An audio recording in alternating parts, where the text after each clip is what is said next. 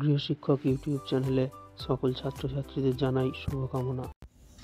এই ক্লাসে আমরা তোমাদের মাধ্যমিক ভূগোলের 6 নম্বর অধ্যায় ভারতের অর্থনৈতিক পরিবেশ, ভারতের শিল্প এই অধ্যায় থেকে বেশ কিছু গুরুত্বপূর্ণ বিষয় নিয়ে আলোচনা করব। আগের ক্লাসে আমরা তোমাদের মাধ্যমিক ভূগোলের 6 নম্বর অধ্যায় ভারতের কৃষি এই বিষয়টি থেকে প্রত্যেকটা বিষয়কে খুব ভালোভাবে বুঝিয়ে দিয়েছিলাম এবং আমরা এই বিষয় থেকে 1 নম্বর, 2 নম্বর, 3 নম্বর ও 5 নম্বরের বেশ কিছু গুরুত্বপূর্ণ প্রশ্ন উত্তর নিয়ে আলোচনা করেছিলাম। আমাদের সেই ক্লাসগুলো যারা দেখোনি তারা অবশ্যই দেখবে, আর আমাদের চ্যানেলটা এখনও যারা সাবস্ক্রাইব করোনি তারা সাবস্ক্রাইব করে পাশে থাকা বেল আইকনটা প্রেস করে রাখবে, তাহলে আমাদের চ্যানেলের নতুন ক্লাসগুলো তোমরা অবশ্যই দেখতে পাবে। আমাদের আজকের আলোচনার আলোচনার বিষয় যেগুলো ভারতের শিল্প থেকে, ঠিক আছে। তাহলে এখানে প্রথমেই আমরা যেটা আলোচনা করব সেটা হচ্ছে যে ভারতের শিল্প কী। শিল্প হচ্ছে যে প্রযুক্তির সাহায্যে বিভিন্ন কাঁচামালকে যখন মানুষের ব্যবহারের যোগ্য করে তোলা যায় বা কোনো বস্তু তৈরি করা যায়, তাই সেটাকেই কী বলে, সেই পদ্ধতিটাকেই বলা হয় শিল্প, ঠিক আছে। তাহলে আবার এই শিল্পের যে কাঁচামাল, একটা শিল্প তৈরি করতে গেলে একটা জিনিস দিয়ে এক একটা শিল্প তৈরি করা যায়, ঠিক আছে। তাহলে এই যে জিনিস যেটা প্রয়োজন হয়, যেটা শিল্প তৈরির জন্য যেটা প্রধান জিনিস লাগে, সেটাকেই কি বলে, সেটাকেই বলা হয় শিল্পের কাঁচামাল। এই শিল্পের কাঁচামালগুলোকে অনেকগুলো ভাগে ভাগ করা যায়, ঠিক আছে।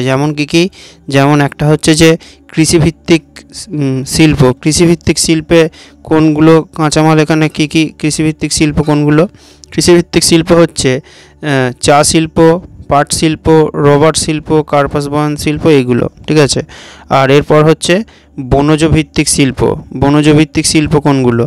কাঠ, কাগজ, এইগুলো হচ্ছে যেগুলো বন থেকে পাওয়া যায়, সেগুলো হচ্ছে বনজ ভিত্তিক শিল্প, ঠিক আছে। এরপরে কি আছে? প্রাণীজ ভিত্তিক শিল্প। প্রাণীজ ভিত্তিক শিল্প কোনগুলো? যেগুলো প্রাণীদের বিভিন্ন জিনিস যেগুলো শিল্পে কাজে লাগে, যেমন হচ্ছে যে দুগ্ধ শিল্প, পশম শিল্প, এগুলো হচ্ছে প্রাণীজ ভিত্তিক শিল্প, ঠিক আছে। আর এরপরে খনিজ ভিত্তিক শিল্প। খনির যে সমস্ত জিনিস দিয়ে শিল্প তৈরি করা হয়, যেমন হচ্ছে যে লোহা, ইস্পাত আর হচ্ছে অ্যালুমিনিয়াম শিল্প, এগুলো, ঠিক আছে। আর আরেকটা হচ্ছে যে শিল্পজাত সম্পদ ভিত্তিক একটা, মানে শিল্পজাত জিনিস থেকে যে শিল্প তৈরি হয়, যেমন হচ্ছে ইঞ্জিনিয়ারিং শিল্প, পোশাক তৈরি, এগুলো। তাহলে এইগুলোই হচ্ছে যে শিল্পের বিভিন্ন শিল্পে যে কাঁচামালগুলো লাগে, সেই কাঁচামালের ওপরে যে শিল্পগুলো তৈরি হয়, সেইটাই হচ্ছে এই বিষয়গুলো, ঠিক আছে।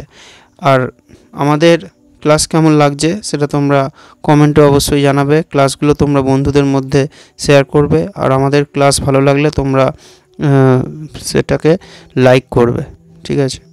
আচ্ছা, আর এরপর আমরা এই বিষয় থেকে বা এই শিল্প থেকে যে বিষয়টা নিয়ে আলোচনা করব সেটা হচ্ছে যে শিল্প স্থাপনের বা শিল্প তৈরি করার জন্য কী কী লাগে বা পরিবেশ বা কারণ, ঠিক আছে। একটা শিল্প তৈরি করতে গেলে যে জিনিসগুলো দরকার, কী কী দরকার? কিছুটা জমি, ও তাহলে এই যে জিনিস যেগুলো দরকার, এগুলোকে দুটো ভাগে ভাগ করা যায়। একটা হচ্ছে যে প্রাকৃতিক কারণ, আর একটা হচ্ছে অর্থনৈতিক কারণ, ঠিক আছে। আচ্ছা, আর আগের ক্লাসে আমরা তোমাদের এই কৃষি থেকে এই ভারতে কফি উৎপাদনের অনুকূল প্রাকৃতিক পরিবেশ এই বিষয়টা নিয়ে আলোচনা করেছিলাম। এটা তোমরা একটু দেখে নেবে, যারা এখনও এই ক্লাসটা দেখোনি তারা অবশ্যই একবার এটা দেখে নেবে, ঠিক আছে। এরকম আমরা প্রত্যেকটাই আলোচনা করেছি, প্রত্যেকটা চাষের বিষয় নিয়ে, সেগুলো তোমরা অবশ্যই একবার দেখে নেবে, ঠিক আছে। তাহলে শিল্প তৈরির পরিবেশ, দুরকম পরিবেশ দরকার। একটা হচ্ছে কিছু প্রাকৃতিক কারণ থাকে একটা শিল্প তৈরি হতে গেলে, ঠিক আছে, প্রকৃতির কিছু জিনিস প্রয়োজন হয়। আর একটা হচ্ছে অর্থনৈতিক কিছু জিনিস প্রয়োজন হয়। প্রকৃতির কী জিনিস প্রয়োজন হয়? যেগুলো প্রকৃতি থেকেই পাওয়া যায়। একটা হচ্ছে জমি অবশ্যই দরকার। একটা কারখানা তৈরি করতে হবে, বিশাল বড় কারখানা, সেখানে আরও অন্যান্য কাজের জন্য সেখানে জমিটা অবশ্যই দরকার। আর কি দরকার? আর হচ্ছে কাঁচামাল, মানে যেটা একটু আগে আমরা বললাম, এই যে 5 রকম কাঁচামাল।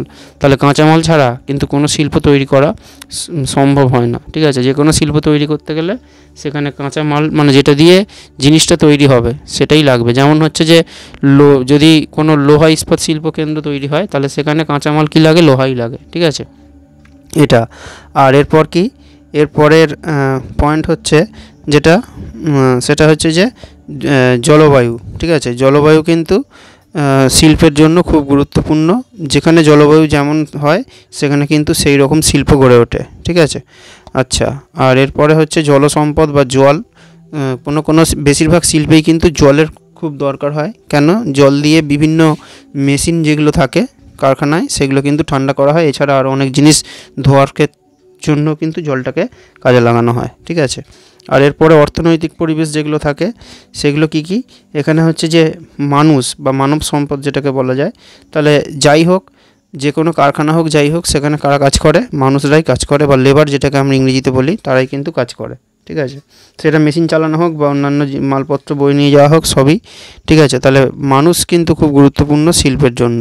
আর একটা হচ্ছে পরিবহন। পরিবহন মানে কারখানার তৈরি জিনিস যদি কারখানাতেই থেকে যায় তাহলে কি হবে? তাহলে কি সেটা শিল্প হবে? সেটা নিয়ে না। তাহলে কারখানার জিনিসগুলোকে বাইরে পাঠানোর জন্য পরিবহন, সেখানে ট্রেনে করে যেতে পারে, বা ট্রাকে করে, রাস্তা দিয়ে, সড়কপথ দিয়ে ট্রাকে করে, বা বিভিন্ন জিনিস যেগুলো থাকে সেগুলো দিয়ে, বা আবার কখনো কখনো জাহাজেও যায় জিনিস এক জায়গা থেকে অন্য জায়গায়, বিভিন্ন শিল্পের জিনিস। আর একটা হচ্ছে বাজার বা চাহিদা, ঠিক আছে? তাহলে এই যে জিনিস যেগুলো তৈরি হলো সেগুলো মানুষের ব্যবহার করবে, সেটাই হচ্ছে যে তবেই সেটা চাহিদা পাবে, চাহিদা বাড়বে। এটাই হচ্ছে যে চাহিদা বা বাজার। আর একটা হচ্ছে মূলধন। মূলধন মানে কি? টাকা পয়সা। মানে একটা শিল্প তৈরি করতে গেলে প্রচুর টাকা পয়সা খরচ হয়, ঠিক আছে? সেইটাই হচ্ছে, নাহলে কিন্তু শিল্প তৈরিই হবে না। টাকা পয়সাটাই প্রচুর প্রয়োজন হয়, সেইটা। আবার ঠিক আছে, আর আরেকটা, এই টাকা পয়সা কখনো কখনো মানুষ নিজেই দেয়, বা কখনো কখনো বিভিন্ন জায়গা থেকে লোন নিতে হয় বা ধার নিতে হয়, ঠিক আছে? আর এরপর হচ্ছে কি লাগে? কারেন্ট লাগে, বা বিদ্যুৎ শক্তি যেটাকে বলে। বিভিন্ন মেশিন চালাতে কারেন্টের প্রয়োজন। তাহলে এইগুলোই আজকের আলোচনার বিষয় ছিল। পরের ক্লাসে আমরা তোমাদের এই অধ্যায় থেকে আরও কিছু গুরুত্বপূর্ণ বিষয় নিয়ে আলোচনা করব।